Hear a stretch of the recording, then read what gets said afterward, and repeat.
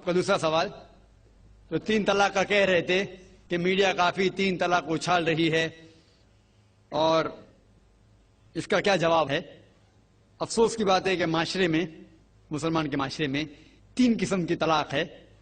مسلمان کے معاشرے میں، سوسائٹی میں، ایک طلاق بدعت، طلاق طلاق طلاق ایک ساتھ میں ہو جاتی ہے. ایک طلاق حسن، جو طلاق دو، 1 ماہ رکو حیض کے لیے، پھر طلاق دو، پھر رکو، پھر تیسرا طلاق دو. اور تیسرا طلاق کے حسن، جو بالکل صحیح طریقہ ہے، جو قرآن شریف کی ہے، طلاق دو اور 3 ماہ رکو. قرآن کی آیت ہے سورہ بقرہ میں، سورہ نمبر 2 آیت نمبر 228 میں لکھا ہوا ہے کہ جب بھی آپ طلاق دیں گے تو 3 ماہ یا 3 حیض کی عدت ہے. تو طلاق پورے مکمل ہونے کے لیے 3 حیض یا 3 ماہ، 3 مینسٹرل سائیکل اور 3 منتھلی کورسز مسٹ ہے، کمپلسری ہے. افسوس کی بات ہے کہ یہ جو اختلاف امت میں ہے اس کی ایک وجہ ہے. ایک صحیح حدیث ابن عباس رضی اللہ عنہ وہ فرماتے ہیں کہ محمد صلی اللہ علیہ وسلم کے دور میں 3 طلاق ایک ہی مانی جاتی تھی. حضرت ابو بکر کے دور میں 3 طلاق ایک ہی مانی جاتی تھی. حضرت عمر کے پہلے 2 سال کے دور میں 3 طلاق ایک ہی مانی جاتی تھی. لیکن اس کے بعد حضرت عمر رضی اللہ عنہ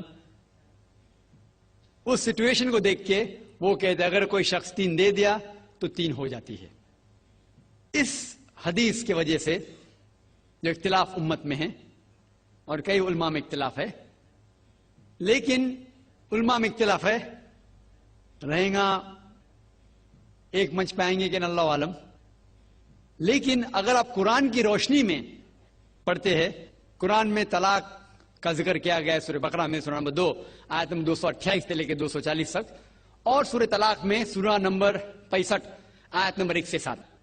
جو قرآن مجید میں طلاق کا ذکر ہے اس کے اندر یہ ہے کہ کبھی کوئی ڈفرنس آف اوپینین، کوئی جھگڑا ہو جاتا ہے شوہر اور بیوی میں، تو پہلا شوہر بیوی بیٹھ کے بات کرے.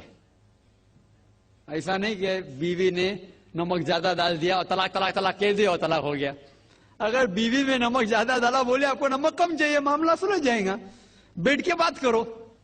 پھر بھی بات نہ بنے تو اللہ تعالیٰ فرماتا ہے سورہ نساء میں سورہ نمبر 4 آیت نمبر 35 میں کہ آپ کے درمیان ایک حکم رکھو، ایک آربیٹر بیوی کی طرف سے، ایک آربیٹر شوہر کی طرف سے.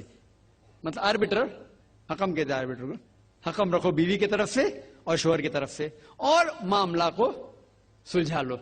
پھر بھی اگر بات نہیں مانے تو آپ پھر طلاق دے سکتے ہیں. تو طلاق دیتے ہیں تو کئی اس کے کرائٹیریاز ہے کہ حیض کے وقت طلاق مت دو، جب آپ غصے میں طلاق مت دو، شراب کی حالت میں طلاق مت دو.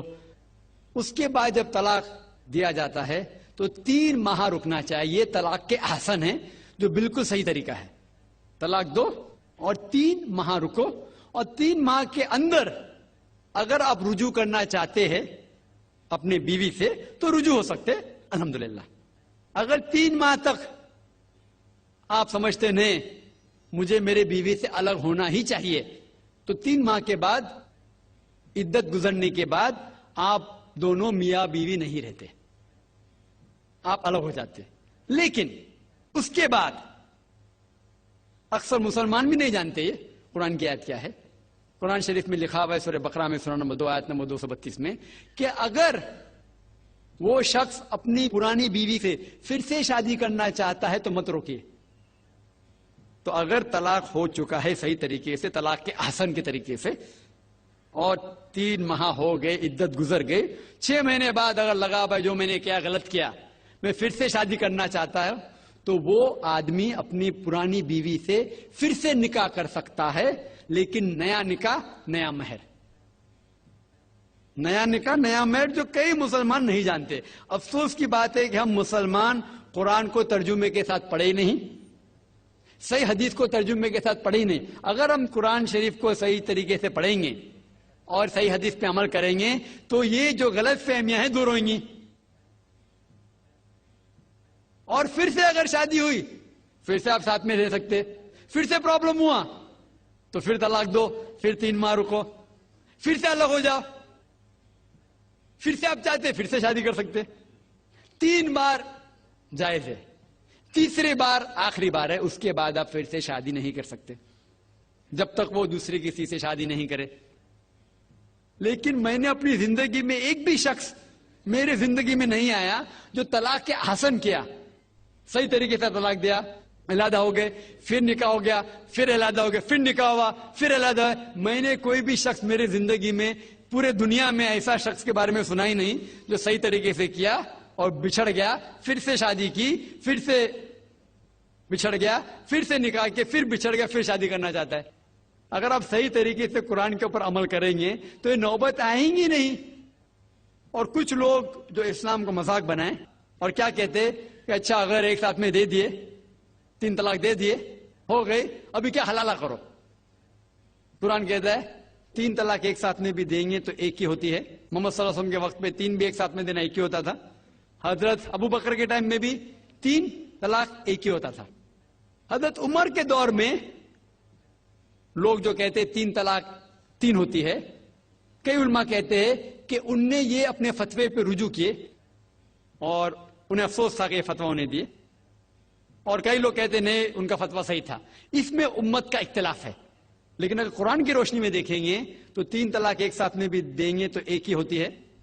حضرت عمر کے دور میں رضی اللہ عنہ انہوں نے کہا تھا کہ ہم اسے کہہ نہیں سکتے، کیا وہ غلط ہے، لیکن علماء یہ کہتے ہیں، مثال تو ابن تیمیہ، شیخ ابن تیمیہ، وہ کہتے ہیں کہ یہ حضرت عمر میں اللہ بھی پلیز رضی اللہ عنہ، وہ محمد صلی اللہ علیہ وسلم نے جو کہا اس کے اوپر نہیں ہے، اسی لیے ہمیں بات ماننا چاہیے قرآن اور اللہ کے رسول کی۔ اس کے اندر حضرت عمر میں اللہ بھی پلیز رضی اللہ عنہ انہوں نے رجوع کیا، اسی لیے وہ کہتے کہ 3 طلاق بھی ہوئیں گی تو ایک ہی ہوتی ہے، 3 نہیں ہوتی۔ اس میں امت کا اختلاف اس لیے ہے کہ ہم نے قرآن پڑھے ہی نہیں۔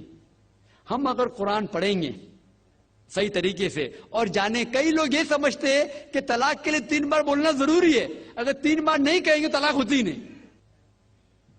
وہ ان کی نادانی ہے، وہ ان کی جہالت ہے۔ تو ہمیں کیا کرنا چاہیے؟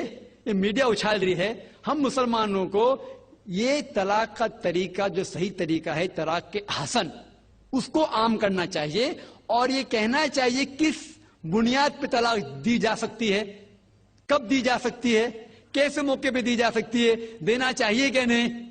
تو یہ سب اگر ہم مسلمان عام کریں گے تو انشاءاللہ یہ اختلاف جو امت میں ہے وہ نہیں رہیں گا، اور میڈیا اسے اچھال رہی ہے۔